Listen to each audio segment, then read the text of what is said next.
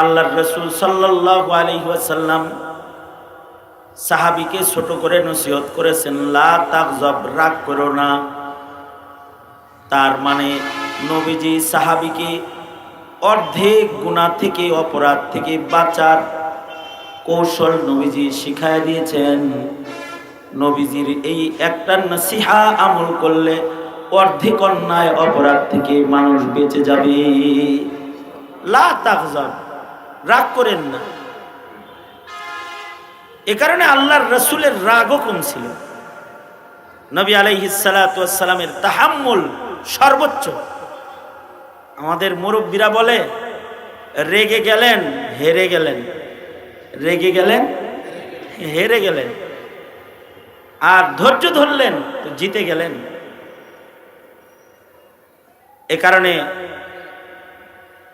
সাহাবায়ে কেরামেরও ধৈর্য বেশি ছিল, নবীজিরও ধৈর্য বেশি, সাহাবায়ে কেরামেরও ধৈর্য বেশি, আইম্মায়ে মুজতাহিদিনদেরও ধৈর্য বেশি, আলেমদেরও ধৈর্য বেশি, ইমাম সাহেবেরও ধৈর্য বেশি।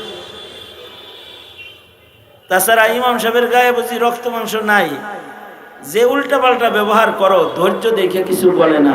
তাছাড়া শিয়ালে যেমন মুরগি ধরে, তোমার ওইভাবে ধরে বলতে কি বলে, ধৈর্য না থাকবে, ধৈর্য বেশি। আমাদের আইম্মায়ে মুজতাহিদিনদের ধৈর্য আজব ধৈর্য ছিল। সাহাবায়ে কেরামের ধৈর্য আশ্চর্য ধৈর্য। এক লোক ইমামে আজম আবু হানিফার ধৈর্য পরীক্ষা করতে এসেছে। আলেম তো বড়, ধৈর্য কিরকম দেখি, ধৈর্য পরীক্ষা করবে কেমনে? ইমামে আজম আবু হানিফা রহমতুল্লাহ আলাইহি তো আজব আবেদ ছিলেন। সুদীর্ঘ 40টা বছর ইশার ওযু দিয়া ফজর পড়েছেন, সারা রাত নামাজ পড়তেন, রাত্রে ঘুমাতেন না।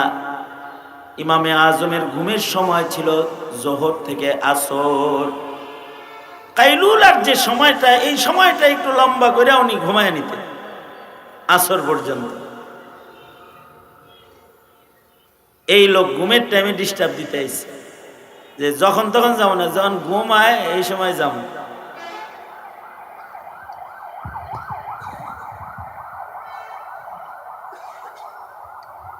ঘুমের টাইমে যখন ডিস্টার্ব দিতে আসছে, কেবল ইমামে আজম ঘুমাইছেন, আধা ঘন্টা হয়েছে, হে দরজায় এক হয়, ইমাম সাহেব, ইমাম সাহেব, মাসালা জানতে আইছি, দরজা খোলেন, চিল্লাইতেছে। ইমামে আজম আবু হানিফার বাড়ির দোতলা বাড়ি ছিল, দোতলায় ইমাম ঘুমাইতেন। আওয়াজ শুনে দোতলা থেকে নিচে নেমে আসছেন, এসে বলে, ডাকো কেন, কি হয়েছে, কি মাসলা বলো। লোকটা কয়, মাসলা ভুলে গেছে। ইমামে আজম আশ্চর্য ধৈর্য। ইমামে আজম বললেন, যখন স্মরণ হয় আবার আইসো। এই লোক চলে গেল। একটু চক্ষুটা লাগছে, কেবল ঘুমের ভাব আসছে, আবার আইসা বলে, ইমাম সাহেব, ইমাম সাহেব, দরজা খুলেন, মাসালা জানতে আসছে। ইমামে আজম আবার দরজা খুলে তাড়াহুড়া করে নিচে আসছে।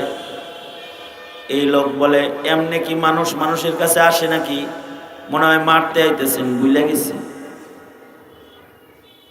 ইমামে আজম বললেন, যাও, যখন স্মরণ থাকে আবার আইসো।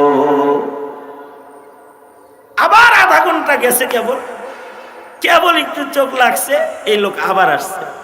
আইসা বলে, ইমাম সাহেব আইসি, বলি নাই মাসালা।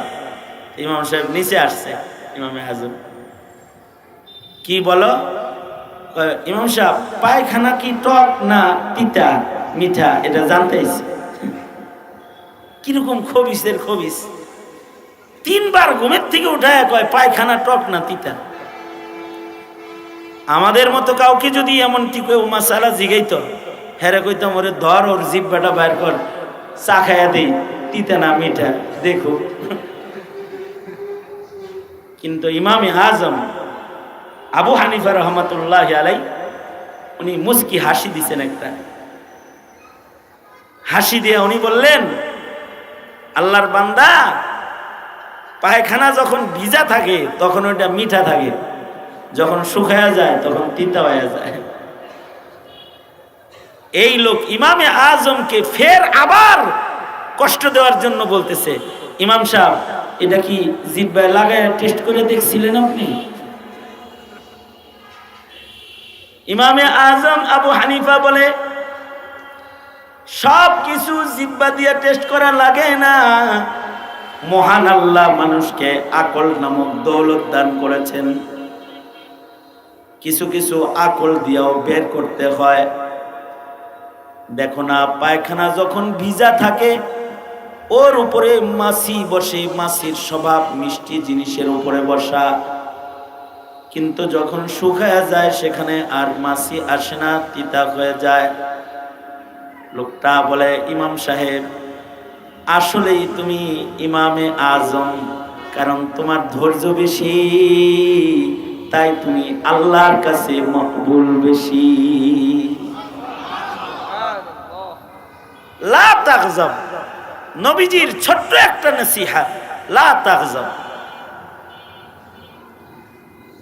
আলেমদের ধৈর্য যতটা আছে সাধারণ ছাত্রদের ধৈর্য অতটা নাই।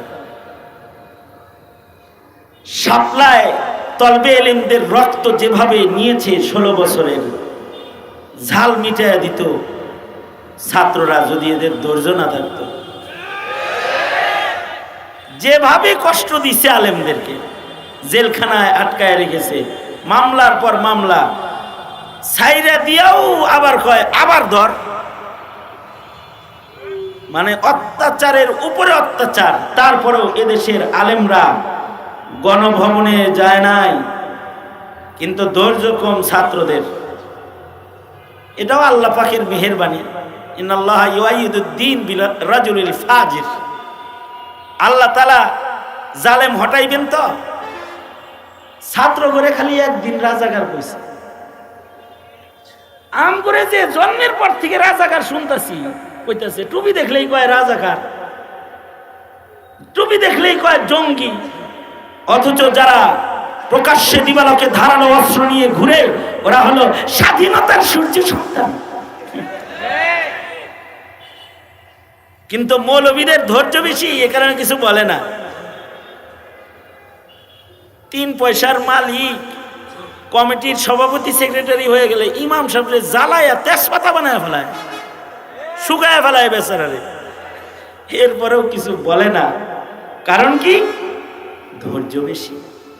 আল্লাহু আকবার বলেন, ধৈর্য বেশি। আল্লাহর রাসূলেরও ধৈর্য বেশি। এ কারণে আল্লাহর রাসূল নসিহা করেন, সাহাবীকে বললেন লা তাগজাব, লা তাগজাব। জাওয়ামিউল কালিম নবীর ছোট্ট নসিহার ভেতরে এক সাগর নসিহত।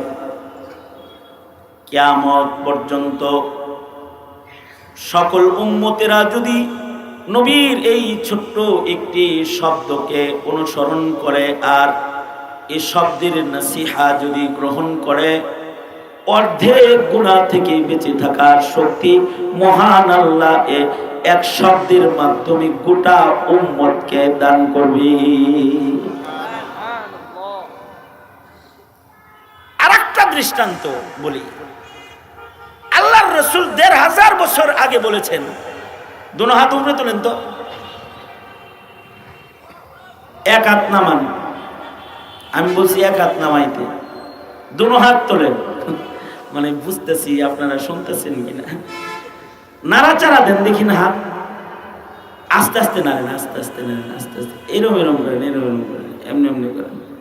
এবার জবান খুলেন, আওয়াজ করে বলেন সুবহানাল্লাহ, আওয়াজ করে বলেন আলহামদুলিল্লাহ, জোরে বলেন আল্লাহু আকবার। আল্লাহু আকবার জোরে বলা সুন্নাত, জোরে বলেন আল্লাহু আকবার, আরো জোরে বলেন আল্লাহু আকবার। হাত নামান। এই হাত নাচানাচিটা যেরকম শুনছেন, হাদিসের কথাটা এর চাইতে গুরুত্ব দিয়ে শোনা উচিত না? আল্লাহর রাসূল 1500 বছর আগে বলেছেন, নবীজি, কুল্লু মুস্কিরিন হারাম। ছোট্ট একটা শব্দ, এই শব্দটা কিয়ামত পর্যন্ত সকল নেশাদ্রব্যকে হারাম বানাইতে থাকবে। হতে পারে এক সময় সেটা মদ নামে ছিল, পরে এটা এসে বিয়ার নাম ধারণ করছে, এরপরে আরো আইসা বাবা নাম ধারণ করছে। মনে করেন নেশাদ্রব্য বাবা, ইয়াবা। সামনে যদি কোনো নেশা মামা নামও ধারণ করে অথবা খালা, এই মামা খালা নামের কোন নেশাও যদি আসে, সেইটাকে হারাম করার জন্য নতুন কোনো কথা লাগবে না, আল্লাহর রাসূলের দুটি শব্দই যথেষ্ট। আল্লাহু আকবার কাবীর। এটা আল্লাহর রাসূলের ইলমি কামাল। আল্লাহর নবীর আরেকটা ইলমি কামাল, যেটা নবীর খাতমে নবুয়তের দলিল। আল্লাহ তাআলা নবী রাসূল দুনিয়াতে পাঠিয়েছেন,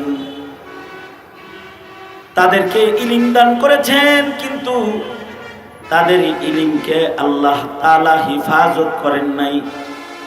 কিন্তু আমাদের নবী যেহেতু খাতামুন নবিয়্যিন, আমাদের নবীজি যেহেতু শেষ নবী, আমাদের নবীর পরে কিয়ামত পর্যন্ত আর নবী নাই।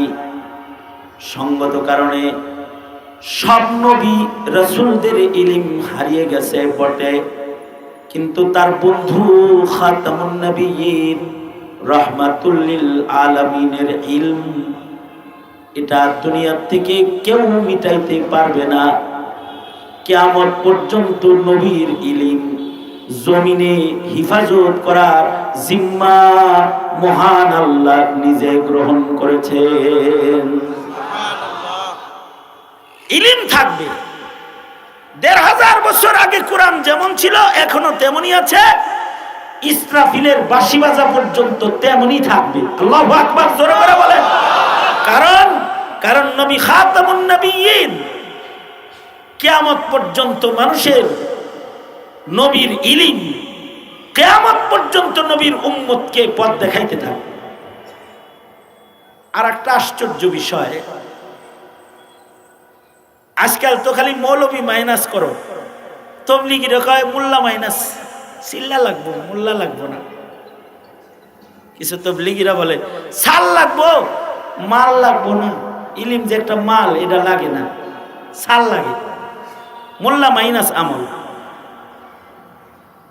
খানকা যারা করে, খানকা এখন এক সময় আলেম দিয়ে খানকা হতো, এখন গরু ছাগল দিয়েও খানকা হয়।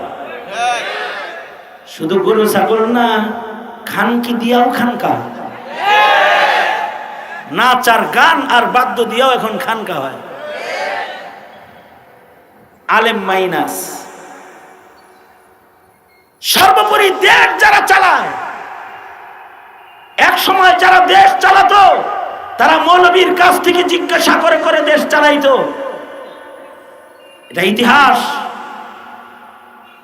রাজা বাদশাদের ইতিহাস পড়ো, ইসলামের ইতিহাস পড়ো। মুসলিম দেশের মুসলিম রাজারা নাস্তিকদের সাথে বুদ্ধি করে দেশ চালাতো না, তারা দেশ চালাইতো আলেমের সাথে বুদ্ধি করে। কিন্তু আজব আমল, আজগবি যুগ, এখন মোল্লা মাইনাস। এ কারণে যারা দেশ চালায় তারা উপদেশটাতেও আলেম নিতে রাজি না, নাট্যকার নিতে রাজি, নাস্তিক নিতে রাজি, শাহবাগীরে নিতে রাজি, আলেম নিতে রাজি না। তার মানে কি? আলেম মাইনাস, আলেম রে বাদ দাও। শিক্ষা কমিশন গঠন করবে, 17 কোটি মুসলমানের দেশের শিক্ষা কমিশন, এখানে মোল্লা মাইনাস কর্মসূচি, নাস্তিক প্লাস মোল্লা মাইনাস, মৌলবীরে রাখা যাবে না। আসল কথা হলো আলেমদেরকে আসলে ভয় পায়। আলেমদেরকে কি কয়? ওরা যে বলে না যে এরা এই অশিক্ষিত, মৌলবীদেরকে অশিক্ষিত বলতে চায়, বুঝাইতে চায় আমাদের মতো শিক্ষিত লোকের সাথে হের মতো মোল্লা চলে না। আসলে একটা মোল্লার সাথে তোমার মতো 24টা শিক্ষিত চলে না। আসলে কিন্তু ভয় পায়। ভয় পাওয়ার একটা কারণও আছে, কারণ শয়তানের কাছে আবেদ যতটা ভয়ঙ্কর, তার চাইতে অনেক বেশি, হাজার গুণ বেশি ভয়ঙ্কর হলো শয়তানের কাছে আলেম। কথাটা আমার না, কথাটা জাওয়ামিউল কালিম নবীর কথা। আল্লাহর রাসূল বলেন, ফাকিহুন ওয়াহিদুন আশাদ্দু আলা শাইতানি মিন আলফি আবিদিন। আল্লাহর রাসূল বলেন, 1000 চিল্লা সালওয়ালারে শয়তান যত ভয় না পায়, একটা মৌলবীরে তার চাইতে বেশি ভয় পায়। কে বলেছে? এই কথা বলেন না কেন? কে বলেছে? আল্লাহর রাসূল বলেছেন, একজন ফকিহ, একজন আলেমে দ্বীন 1000 আবেদের চাইতে শয়তানের উপরে বেশি প্রভাব রাখে। কারণ আলেমের কাছে ইলম আছে, ফাঁক ফোকর দিয়ে নাজায়েজ কথাও বলা যায় না।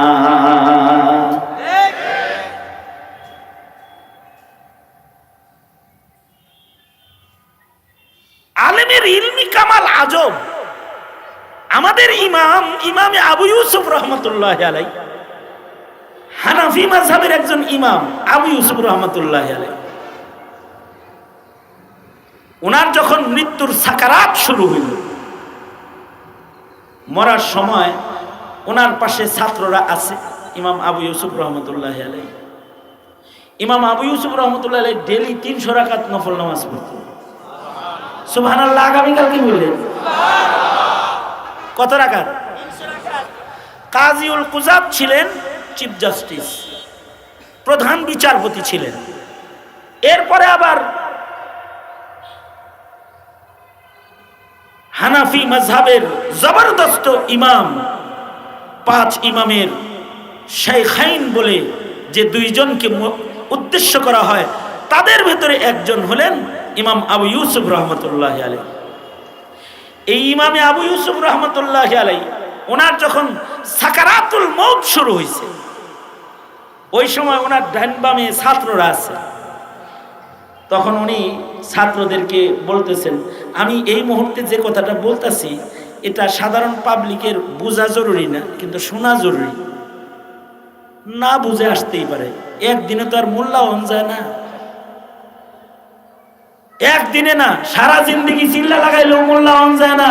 মোল্লা আল্লাহ বানায়, নবী যেরকম মনোনীত, মোল্লা ওইরকম মনোনীত। আলেম আল্লাহ মনোনীত না করলে কেউ আলেম হতে পারে না। আবেদ হওয়া যায় সহজ, আলেম হওয়া সহজ না। ইমামে আবু ইউসুফ রহমতুল্লাহি আলাইহি সাকারাতুল মউত যখন ওনার চলছে, এখন রূহ বাইরে, এই টাইমে উনি তখনও ছাত্র পড়াইতেছে।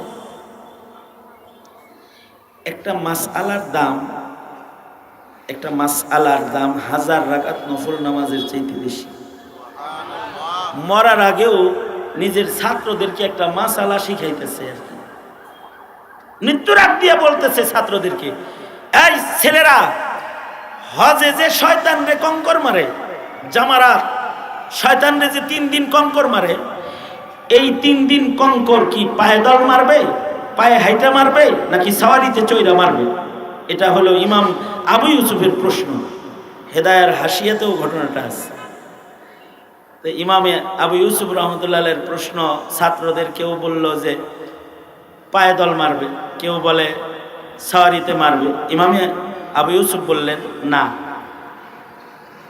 যেই রমির পরে রমি আছে, অর্থাৎ 3 দিন শয়তানকে কঙ্কর মারা লাগে, 2 দিন পায়ে দল মারবে।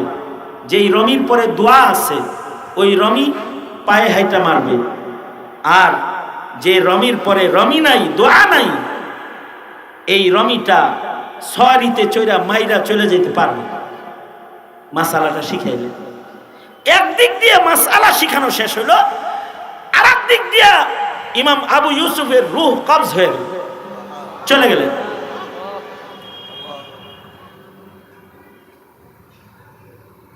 ফকিহুদ দুনিয়া,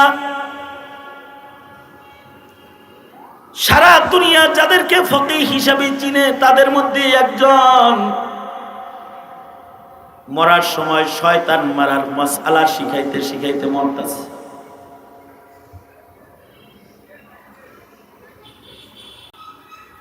আনোয়ার শাহ কাশ্মীরি রহমাতুল্লাহি আলাইহি শারিহুল বুখারী ওয়া তিরমিজি, আনোয়ার শাহ কাশ্মীরি রহমাতুল্লাহি আলাইহি বলেন, আসলে ইমাম আবু ইউসুফ রহমাতুল্লাহি আলাইহি উনার রূহ কবজ করার জন্য আজরাইল যখন আসছে, আজরাইলরে যেমন উনি দেখতেছিলেন, ওনার ঈমান নেওয়ার জন্য যে শয়তান আসছে, শয়তানকেও উনি খাড়া দেখতেছিলেন। শয়তানরে যাইতে কয় না, শয়তান যেন কাছে না আসে। মৃত্যুর সময় নিজের ছাত্রদেরকে শয়তান মারা শিখাইতেছে, যে পায়ে হাইটা 2 দিন কঙ্কর মারবি, সরিতে 1 দিন কঙ্কর মারতে পারবি, কঙ্কর মারা শিখাইতেছেন। আর ইবলিসকে বুঝাইতেছেন, কাছে আসিস না, আমি কিন্তু ইব্রাহিমের ছেলে, আইবি তো কঙ্কর মাইরা কিন্তু জিন্দগি খতম করে ফেলাম। একদিক দিয়ে মাসআলা শিখাইতেছেন, আলার দাম নামাজের মতো ইবাদতের চেয়ে বেশি। আর একদিকে মৃত্যুর সময় শয়তান মারার মাসআলা শিখায়া শয়তান তাড়াইতেছেন, শয়তানকে ভয় দেখাইতেছেন। ফকিহুন ওয়াহিদুন আশাদ্দু আলা শাইতানি মিন আলফি আবিদিন। আলেমের কাছে তো ইলম আছে, তার কর্মকাণ্ড, তার পদক্ষেপ এটা সাধারণদের মতো না, এটা একটু আলাদা। এটার কারণ হলো তার ইলমি কামাল।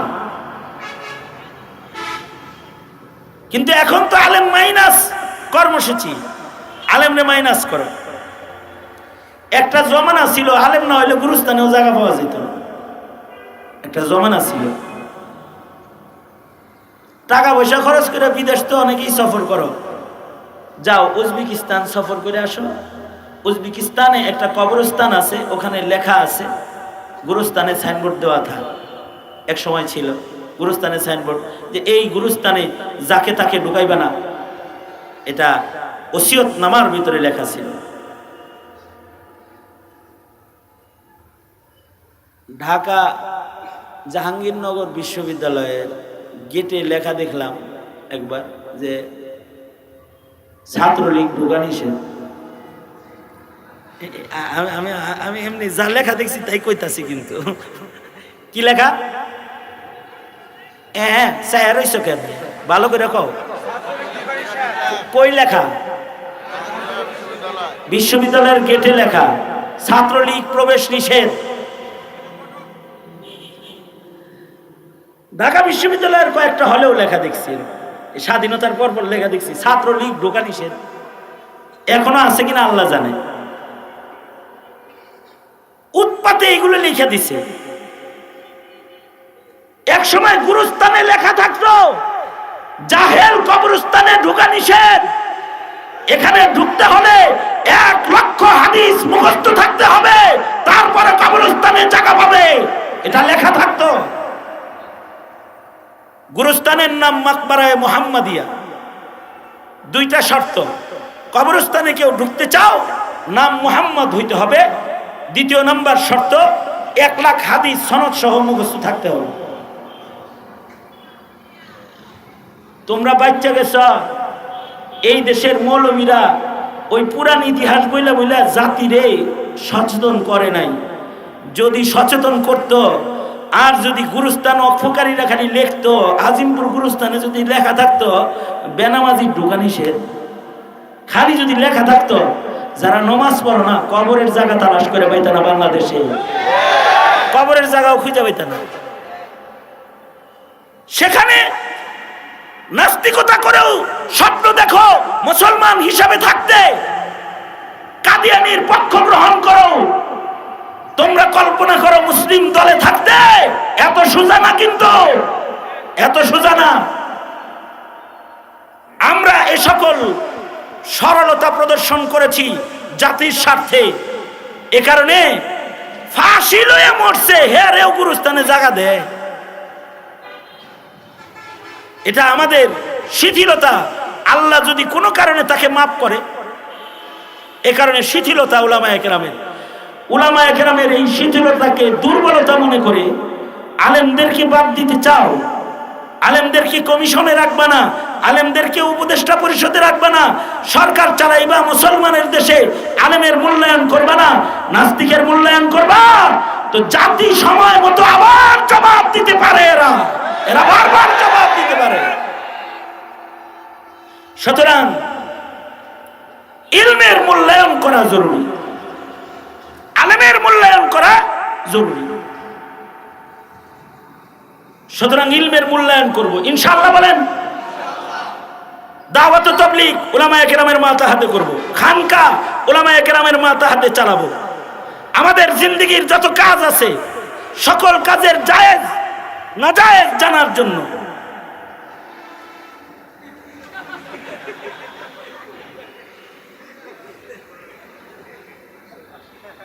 এই পিছনে বয়ে থাকলে চলে, চাঁদের মতো চেহারালে চেয়ারে বসে।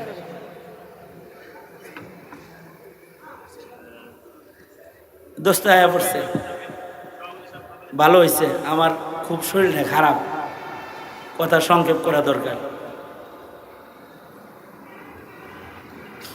শোনেন,